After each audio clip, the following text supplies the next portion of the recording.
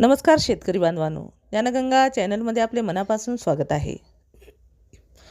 जर कुणी तुम्हाला सांगितले की तुमच्या घरातील किंवा गावातील शेण आणि जैविक कचरा तुम्हाला लाखो रुपयाची कमाई करून देऊ शकतो, तर कदाचित तुम्ही त्यावर विश्वास ठेवणार नाही. अनेक वर्षापासून भारतात शेणाचा उपयोग मुख्यतः शेतीसाठी खत, घरांची लिपाई किंवा इंधन म्हणून केला जात होता. आता मात्र हेच शेण आणि जैविक कचरा मोठ्या उत्पन्नाचे साधन ठरणार आहे.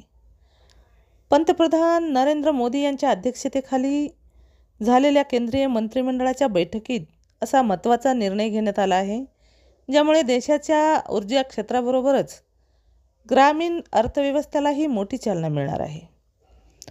केंद्र सरकारने 23,731 कोटी रुपयाच्या गोवर्धन राष्ट्रीय योजनेला मंजुरी दिली आहे.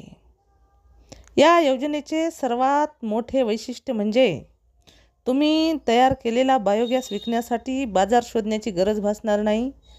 सरकार स्वतः बायोगॅस खरेदी करणार आहे. म्हणजेच कचऱ्यापासून संपत्ती निर्माण करण्याचा सरकारचा मोठा आराखडा आता प्रत्यक्षात येणार आहे.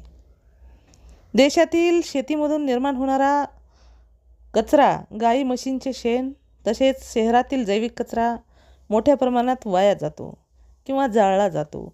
त्यामुळे प्रदूषणही वाढते. हीच समस्या लक्षात घेऊन सरकारने गोवर्धन योजनेअंतर्गत या सर्व जैविक कचऱ्यापासून कंप्रेस्ड बायोगॅस म्हणजेच स्वच्छ इंधन तयार करण्याचा मोठा आराखडा तयार केला आहे. ही योजना पुढील 10 वर्षे राबविली जाणार आहे. सरकारचे लक्ष्य देशातील CBG उत्पादन तब्बल 10 पट वाढवण्याचे आहे. त्यामुळे शेतकरी आणि ग्रामीण भागातील नागरिक केवळ अन्नधान्य उत्पादनापुरते मर्यादित राहणार नाहीत, तर देशाच्या ऊर्जा सुरक्षेतील महत्त्वाचे भागीदार बनतील. कोणताही उद्योग सुरू करताना सर्वात मोठा प्रश्न असतो, उत्पादन तयार झाले तरी ते विकत कोण घेणार. गोवर्धन योजनेत सरकारने याच प्रश्नाचे उत्तर दिले आहे. बायोगॅस खरेदीची हमी सरकारने दिली आहे. देशातील सिटी गॅस डिस्ट्रीब्युशन कंपन्यांना, CGD कंपन्यांना हा बायोगॅस खरेदी करणे बंधनकारक करण्यात आले आहे. या कंपन्यात शहरामध्ये CNG आणि घरामध्ये PNG गॅसचा पुरवठा करतात. सरकारने त्यांच्यासाठी निश्चित खरेदी लक्ष्य ठरवले आहे. 2026-27 मध्ये एकूण गॅसपैकी 3%, 27-28 मध्ये 4% आणि 28-29 पासून किमान 5% गॅस स्थानिक CGB प्रकल्पाकडून खरेदी करणे अनिवार्य असेल.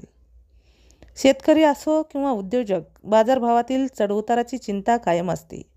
ही चिंता दूर करण्यासाठी सरकारने CBG साठी 2,110 रुपये प्रति MMBTU असा निश्चित सरकारी दर जाहीर केला आहे. हा दर काही महिन्यासाठी नव्हे तर किमान 10 वर्षासाठी निश्चित राहणार आहे. त्यामुळे प्रकल्प उभारणाऱ्यांना पुढील दशकभर त्यांच्या उत्पन्नाचा अंदाज आधीच मिळणार आहे. प्लांट उभारण्यासाठी सरकारकडून कोट्यवधीची मदत मिळणार आहे.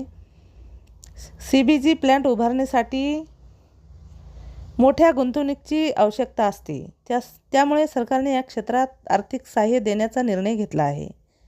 नवीन CBG प्लांट उभारणाऱ्याला किंवा विद्यमान प्लांटचा विस्तार करणाऱ्यांना भांडवली अनुदान दिले जाणार आहे. प्रकल्पाच्या क्षमतेनुसार सरकार प्रतिदिन क्षमतेसाठी 2 कोटी रुपयापर्यंत थेट आर्थिक मदत देणार आहे.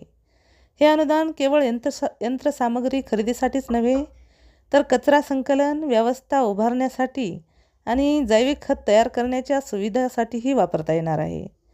यामुळे MSME, ग्रामीण उद्योजक, शेतकरी गट, ग्रामस्तरीय संस्था देखील सहजपणे CBG प्रकल्प सुरू करू शकतील. बायोगॅस तयार झाला तरी तो ग्राहकापर्यंत पोहोचणे हे मोठे आव्हान असते. सरकार CBG प्लांटपासून मुख्य गॅस पाईपलाईनपर्यंत नवीन पाईपलाईन उभारण्यासाठीही मदत करणार आहे. त्यामुळे तयार होणारा गॅस थेट बाजारपेठेत पोहोचू शकणार आहे. याशिवाय प्रकल्पासाठी बँकेकडून कर्ज घेताना येणाऱ्या अडचणीही दूर करणार आहे. सरकार बँकांना कर्ज हमी देणार असल्याने उद्योजकांना कमी व्याजदरात आणि सहज कर्ज उपलब्ध होण्याची शक्यता आहे. CBG तयार झाल्यानंतर प्लॅन्टमध्ये उरणारा द्रव किंवा घन अवशेष हा अत्यंत दर्जेदार सेंद्रिय खत असतो. यामुळे प्रकल्प उभारणाऱ्यांना 2 प्रकारे उत्पन्न मिळणार आहे. सरकारला निश्चित दराने बायोगॅस विकून कमाई, उरलेले उच्च दर्जाचे जैविक खत शेतकऱ्यांना विकून अतिरिक्त नफा मिळणार आहे. हे सेंद्रिय खत जमिनीची सुपीकता वाढवण्यास मदत करते आणि शेतीसाठी अत्यंत उपयुक्त मानले जाते. अशा प्रकारे गोवर्धन योजनेमुळे शेण आणि जैविक कचरा हा केवळ टाकाऊ पदार्थ न राहता शेतकरी, ग्रामीण उद्योजक आणि देशाच्या ऊर्जा सुरक्षेसाठी महत्त्वाचा आर्थिक स्रोत ठरणार आहे.